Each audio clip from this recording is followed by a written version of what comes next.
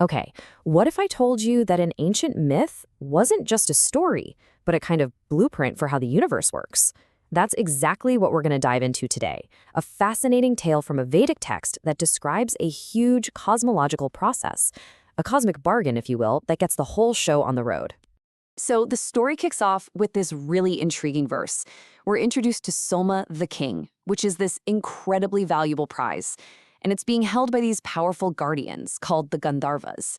Meanwhile, you've got the gods and sages on the other side, just scratching their heads, trying to figure out how on earth do we get our hands on Soma. And right there, the stage is set for a major cosmic puzzle. So, you've got a king, his guardians, and this high-stakes deal that could literally start the universe. What is this ancient story really all about? It sounds a lot like a negotiation that forms the very foundation of creation. In this explainer, we're going to unpack that cosmic drama, piece by piece. All right, so to really get what's happening, we first need to meet the key players. And these aren't characters like you'd find in a normal story. Think of them more as fundamental forces, the primal elements of creation, and they are completely locked in a stalemate. First up, we have Soma. The text calls it the king, and for good reason. You can think of Soma as this primal, absolutely essential substance. Without it, creation just can't begin. It's the ultimate prize, the one thing everyone needs, but it's totally locked away. So who's guarding this incredible prize? That would be the Gandharvas. The source text paints a picture of them as this subtle, all-pervading cosmic force. Their one and only job is to hold on tight to Soma, keeping it contained and completely out of reach.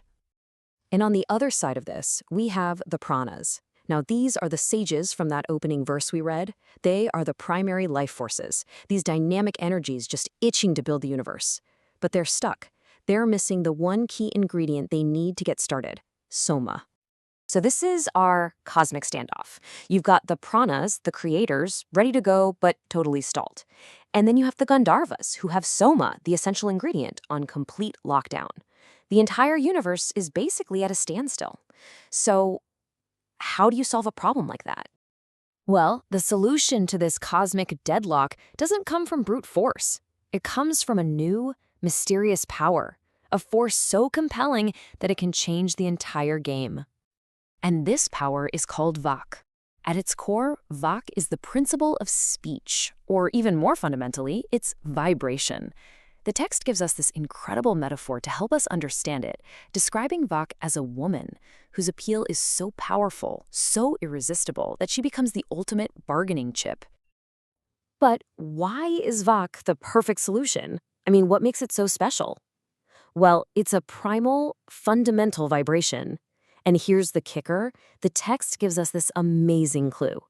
It says that the Gandharvas are, and I'm quoting here, fond of women. This makes Vak, personified as this beautiful, captivating energy, the absolute perfect, irresistible offering to distract the guardians. Okay, so we've got our problem, and we've got our elegant solution. Now let's look at the mechanics of the deal itself. This is where we see the great cosmic exchange in action. The process is this beautiful four-step cycle. First, Vak, that vibration, flows out from the Pranas and heads toward the Gandharvas. Then, the Gandharvas are so completely mesmerized by Vak that their grip on Soma starts to loosen. And once that happens, Soma is finally free. It flows over to the Pranas, who had been waiting for it. And to complete the cycle, Vak returns to the Pranas, all set to start the whole process over again. So you see, this isn't just a one-and-done deal. It's a continuous, self-sustaining cycle. It's like a perpetual motion machine for cosmic energy. But believe it or not, the story doesn't even end there. This is where things get really mind-bending. The ancient text doesn't just leave us with this cool myth. Get this, it provides its own scientific commentary, a kind of decoder ring for the whole metaphor.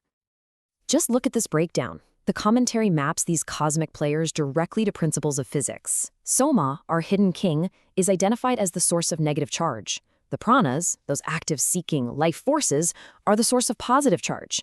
And Vak, that irresistible go-between, that's the mediating force that makes the attraction between them possible in the first place. So what does this all mean? It means this epic story about gods and guardians and bargains isn't just a story.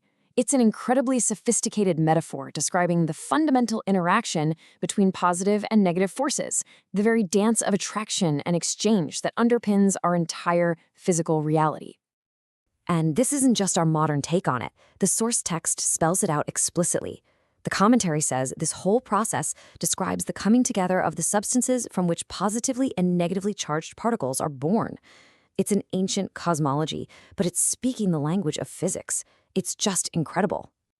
Which really leaves us with a huge final thought to chew on.